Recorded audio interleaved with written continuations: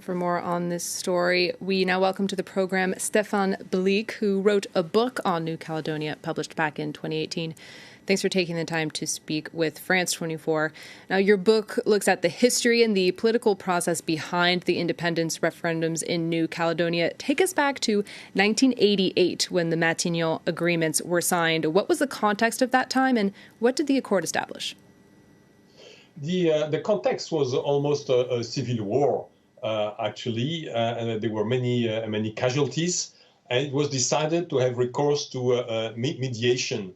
So the president at the time was François Mitterrand, and the prime minister was Michel Rocard, and they decided to send a mission.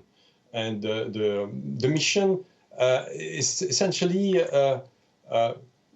allowed people to get together and discuss.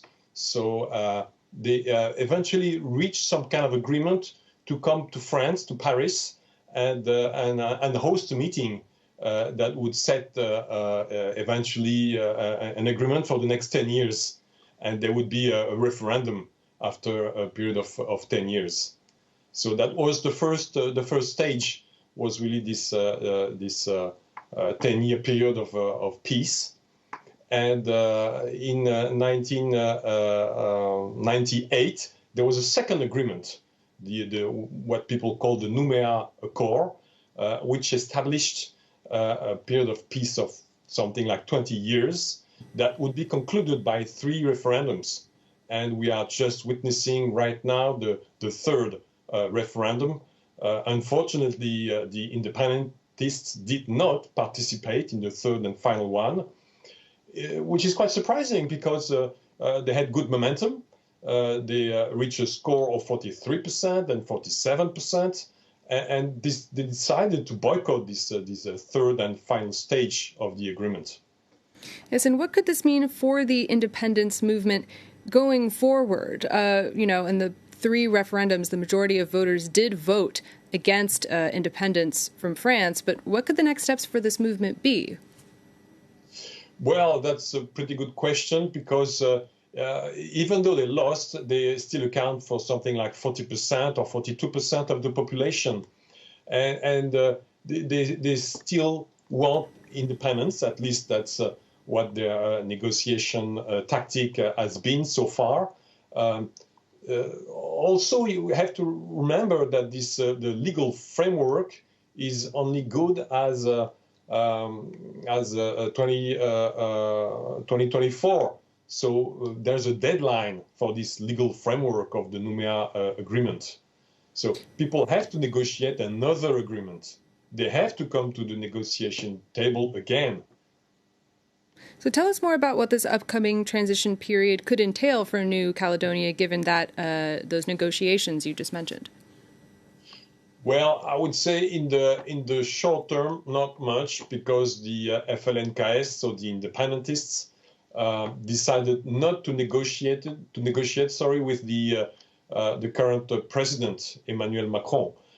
They will wait for the future, the next president, who could very well be Emmanuel Macron again. But in the near future, so until May 2022, not much will happen. Things will really start beyond May 2022, and then people will have something like 18 months or 24 months to negotiate.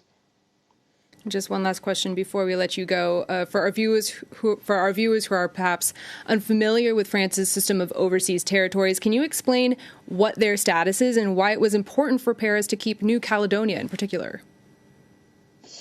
The status actually in New Caledonia is extremely specific. It was tailor-made for them. They're highly independent. The only things they don't have is currency or justice or army. For the rest, New Caledonia is pretty much already independent. Not financially, of course, because France is still providing for about 1.5 billion euros each year.